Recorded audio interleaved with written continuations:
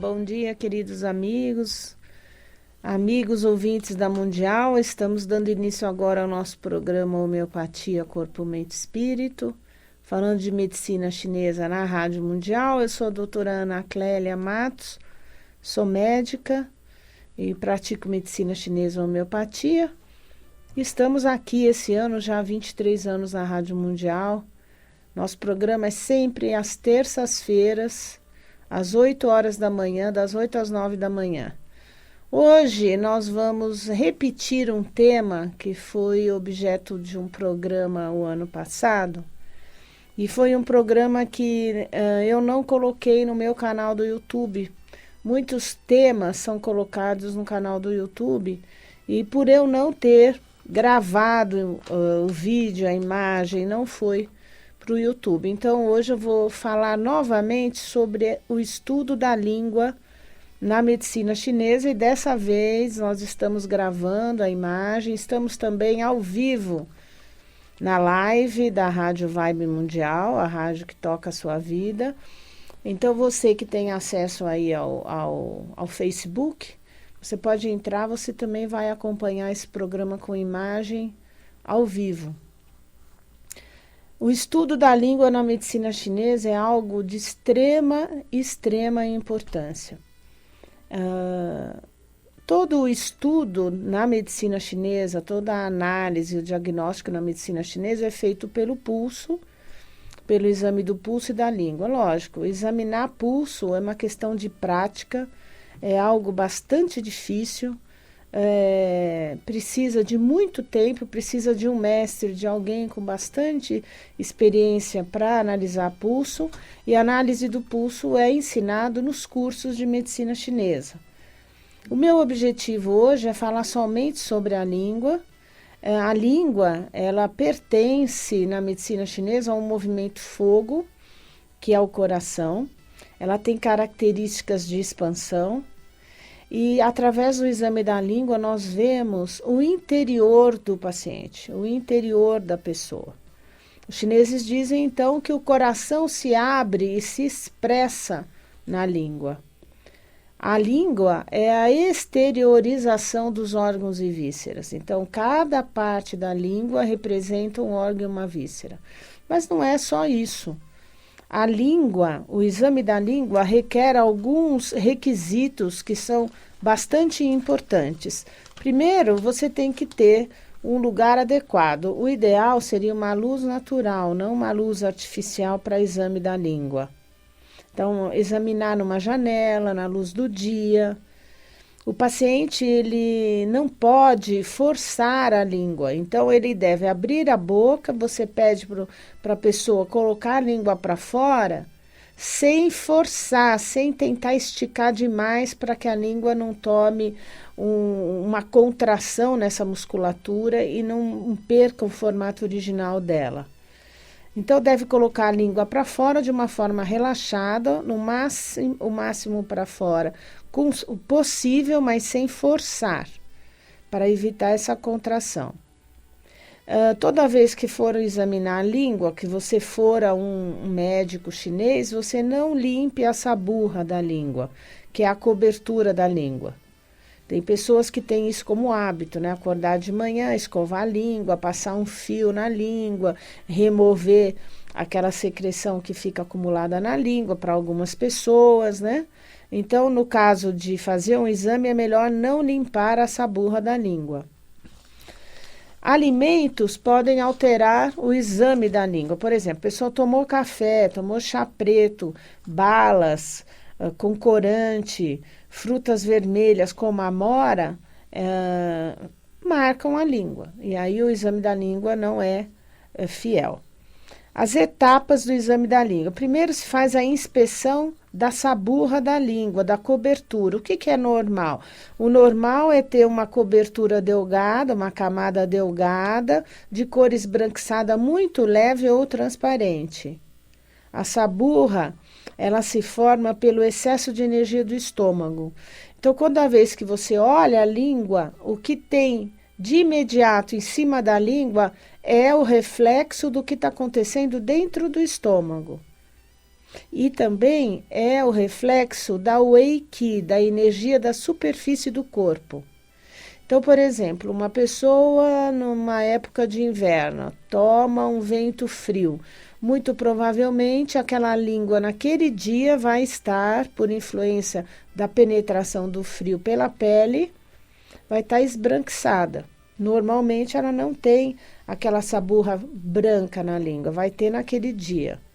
Ou ao contrário, ela pegou um calor, uma umidade, um calor. Ela vai ter naquele dia uma saburra mais amarelada, mais espessa, que é uma saburra de calor.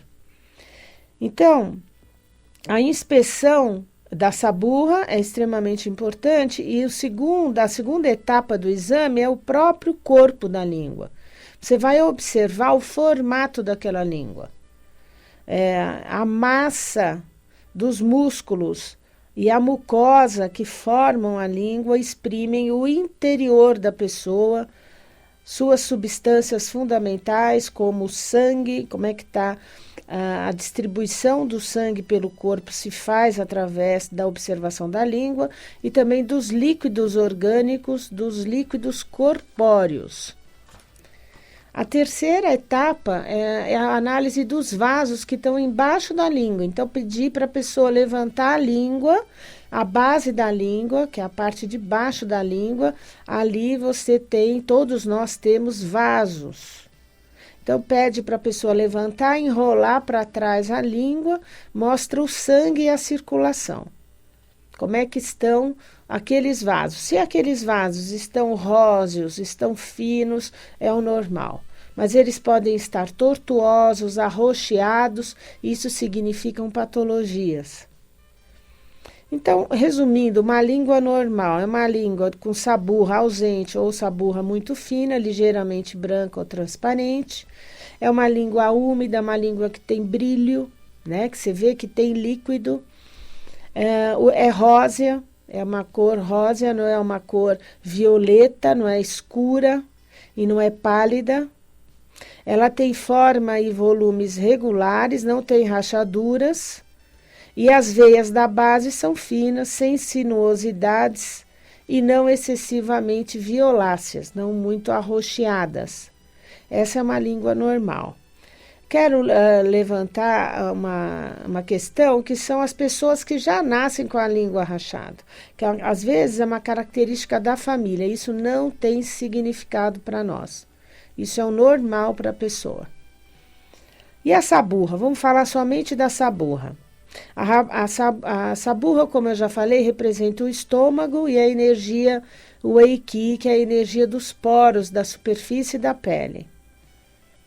A saburra representa o baço, o pâncreas, os líquidos orgânicos que nós chamamos de Jin-Ye. Então, se uma pessoa está desidratada, nós temos aí uma saburra seca, uma língua seca, porque falta Jin-Ye, que são os líquidos orgânicos. A saburra representa as vísceras da digestão, desde o estômago, intestino delgado, vesícula biliar, intestino grosso. Se a saburra é branca em excesso, muito branca, existe uma patologia de penetração de frio. Existe frio que pode estar alojado nessas vísceras que eu comentei e também penetração de frio exterior para dentro do corpo. Se a saburra é amarela, você tem que descartar. Se a pessoa usou bebida alcoólica no dia do exame, se comeu uma comida mais pesada, mais temperada e mais escura, uma carne vermelha, uma carne com vinho. Então, às vezes, você tem um falso diagnóstico. Tem que tomar cuidado, perguntar o que a pessoa se alimentou no dia. A saburra amarela, na verdade, significa calor. Calor no estômago, no intestino, na vesícula biliar. E isso pode ser de longa data, não é uma coisa nova, é algo que a pessoa vem tendo há alguns anos. Se a saburra é às vezes acinzentada ou acastanhada, em geral, é uma saburra espessa, significa patologia muito profunda, patologia mais grave. Se é um cinza clarinho, é uma patologia de frio, de longa duração, levando à estagnação e o consumo do yang da pessoa, do calor interno da pessoa. Pessoas que moram em regiões muito frias, regiões que nevam, que passam a maior parte do tempo submetidas a essas temperaturas baixas, elas têm constantemente essa saburra cinza claro. Se a saburra é cinza escuro ou acastanhado, sugere que tem uma exposição de longa data no calor, consumindo os líquidos orgânicos e lesando a essência. Pessoas que moram em regiões desérticas, temperaturas acima de 40 graus o ano todo, podem apresentar essa saburra espessa escura, acastanhada. E a saburra negra? Existe saburra negra. É uma patologia, então, grave de consumo da essência do qi dos rins de longa data. É sinal severo e pode significar, inclusive, estado terminal, nas doenças crônicas já muito avançadas. Então, podem gerar a saburra enegrecida. O brilho da língua, o brilho normal é uma boa saúde. Então, você coloca a língua para fora, sua língua está brilhando, tem saúde. O ofuscamento, o desaparecimento do brilho, deficiência do qi defensivo, a pessoa de baixa imunidade, né? Então, a pessoa que tem aquela língua pardacenta, ofuscada, sem nenhum tipo de líquido, então pode ser que você já esteja atravessando um período ainda já longo de baixa imunidade. Tem que tratar isso de uma maneira correta. Umidade, línguas extremamente úmidas, aquela saliva, língua molhada, excessivamente molhada, pode significar acúmulo de líquidos de origem externa por deficiência do baço e do pâncreas.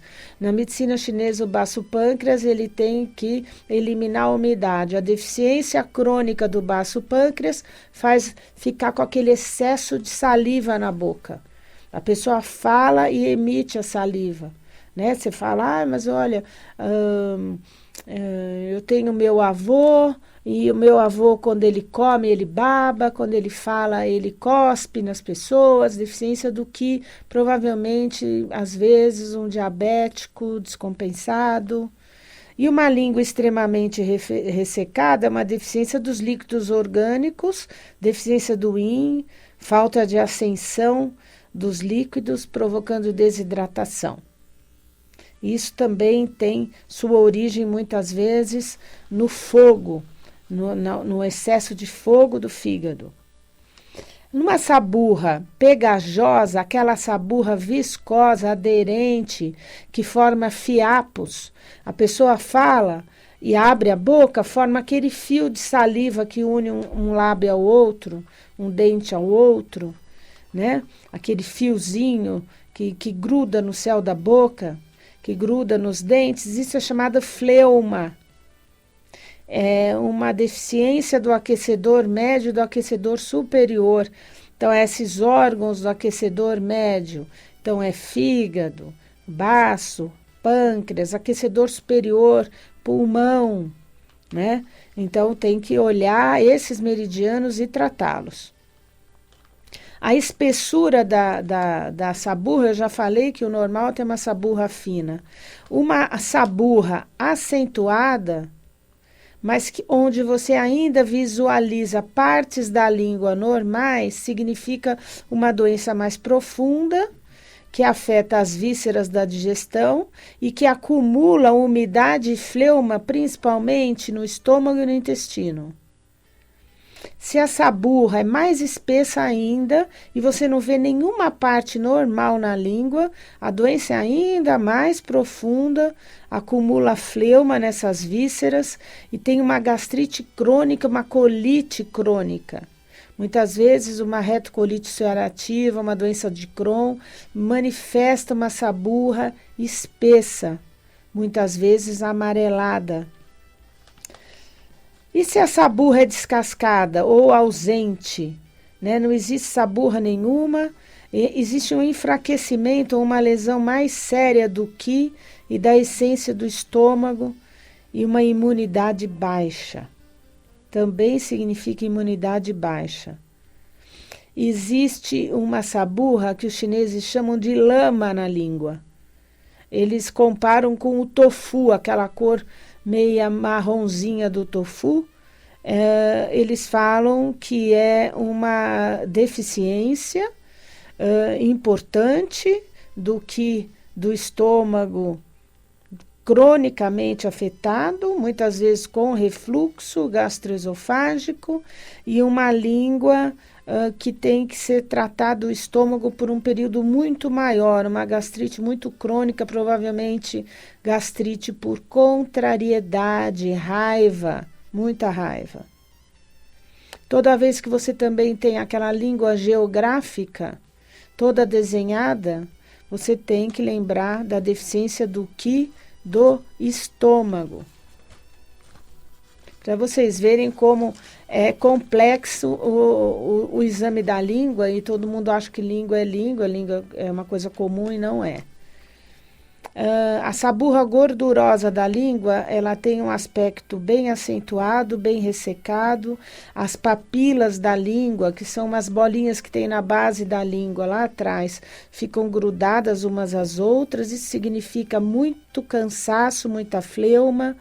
O fator yang muito alto, muito calor, vento, que resseca os líquidos orgânicos e forma um líquido espesso, que é a fleuma.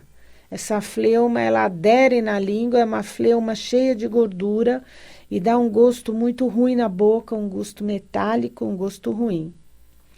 Então, você vê, a língua, a saburra da língua é a primeira coisa que a gente bate o olho quando manda a língua para fora, é a saburra. Isso já diz um monte. Para quem tem muita prática de exame de língua, isso já determina uma série de diagnósticos de cara. Em relação ao corpo, a musculatura da língua, a gente vai observar a cor da língua, não a da saburra, mas da língua em si. Se é uma língua pálida, ela tem deficiência de calor, de yang, e o qi não consegue mover o sangue. Então, a energia está estagnada pelo corpo, o sangue não circula e a língua empalidece. Isso, nos casos de anemia, é muito comum, uma língua pálida, aquela língua branca. Pode significar também um frio excessivo dentro do corpo, que impede a circulação do sangue. O sangue fica estagnado por muito frio. E se é uma língua, ao contrário de pálida, muito vermelha, existe o quê? Calor. Então, tem excesso de calor, às vezes uma deficiência do yin que gera calor. Tem muito sangue chegando na língua, dá aquele tom avermelhado, e o calor excessivo pode levar a casos, às vezes, bastante graves e profundos, inclusive estagnação de sangue no coração, infarto, AVC. Tomar muito cuidado com as línguas excessivamente quentes, vermelhas, cor de vinho, muito intenso. A cor arroxeada, que a gente chama de cor púrpura do corpo da língua, que é uma cor às vezes violeta, azulada, é a estagnação de sangue na língua. Às vezes é uma estagnação de qi e às vezes é uma estagnação maior do qi, do sangue, muitas vezes, às vezes por exposição ao frio intenso. Pessoas que estão fazendo, escalam montanhas, eles fazem um diagnóstico muito pela língua. Às vezes a pessoa está num gelo, lá subindo o Everest, então eles sabem como é que está a circulação olhando a língua um dos outros, né? Se está uma língua cor de roxa, muito arroxeada, é sinal de que está penetrando frio ainda. Pontos avermelhados, que sugerem pontos de calor. Alguns pontos de calor na língua. Se você for analisar o local da língua onde aparece o ponto vermelho, então é o local do corpo, o órgão do corpo que está com estagnação de calor. O tamanho da língua. O tamanho da língua representa a essência do ki da pessoa, a essência da energia. Então, uma língua normal é uma língua que cabe na boca, mas existem línguas muito pequenas, muito diminuídas, que não conseguem nem exteriorizar para fora, não tem volume, ela não passa dos lábios. É uma deficiência da essência, uma severa deficiência de ki da pessoa. Muitas vezes uma pessoa de idade, já muitos anos de doença crônica, acaba tendo essa língua mais retraída. Ou, ao contrário, uma língua grande, síndrome de acúmulo, principalmente de fleuma e de calor. Então, tem uma deficiência de ki. Aquela deficiência pode gerar dilatação, às vezes por deficiência do ki do baço. Então, acumula umidade, a língua fica bastante aumentada, o tônus da língua flácido, muitas vezes com as marcas de dentes ao redor. E a forma da língua? Aumento ou retração localizados. Calor ou deficiência do ki, que vai depender do local onde tem a retração na língua. Muito bom. A ponta da língua significa o coração e o pulmão, que é o jiao superior, né? As rachaduras da língua sugerem um ressecamento das substâncias do organismo, um consumo dos líquidos orgânicos. Se for uma rachadura mais superficial, consumo só de líquido. Se for mais profunda, tem consumo do líquido com deficiência do yin, da energia mais forte dentro dos rins. Como eu já falei, as línguas que têm rachadura, desde que nasceu, isso é normal. Existem alguns estudos na China que sugerem que pessoas que têm rachaduras congênitas na língua podem ter uma maior incidência, uma maior possibilidade de ter diabetes tipo 2 e doenças autoimunes. Quando existe um sulco central, vertical, no centro da língua, é muito comum. É uma deficiência do yin, do estômago e do baço pâncreas, que fica bem no terço médio da língua. Quer dizer, existe o consumo do ki do baço. E se tem um sulco na ponta da língua, pode significar algum problema cardíaco. Bom investigar, fazer um eco, fazer os exames. A marca de dentes significa que essa língua está tão inchada que encostou na borda da dentadura, da dentição, e de forma crônica vai desenhando na borda da língua os dentes, então é uma deficiência crônica do ki do baço. As úlceras da língua, as feridas, é fogo na língua, dependendo da localização, é o fogo numa determinada no local, determinado órgão. Uma língua trêmula, uma língua agitada, sugere vento interior, principalmente vento do fígado que movimenta a língua. Uma língua irrequieta, né? Pode afetar também o coração. Uma língua flácida, outra vez o baço. Uma língua desviada pode ser um bloqueio dos canais colaterais de energia, em geral por acúmulo de vento, que acomete um lado do corpo, e às vezes depois isso sara por si. Muito bom. E os locais da língua? A ponta da língua, como eu já falei, coração e depois pulmão. A lateral da língua é o fígado e a vesícula biliar. O centro da língua é o estômago e o baço pâncreas. A parte de trás da língua, lá na raiz, lá atrás da língua, já tem intestino grosso, intestino delgado e rim, bexiga, que é a parte do meio para trás da língua. Então, são fundamentais. Às vezes você vê na lateral da língua alguns pontinhos vermelhos ou cor de vinho, às vezes até com sangue estagnado, você vai pensar no fígado. O fígado tem estagnação de calor e tem estagnação de sangue. Hemangioma, muitas vezes hemangioma localizado no fígado, você vê na borda da língua o sangue pisado ali. Então você já sabe que dentro do fígado tem estagnação de sangue, que é o hemangioma. Então, a topografia da língua, o exame da língua é fundamental no diagnóstico chinês, para vocês terem uma ideia da complexidade da língua, que nós achamos que nos ajuda só na mastigação e é muito mais que isso, ok?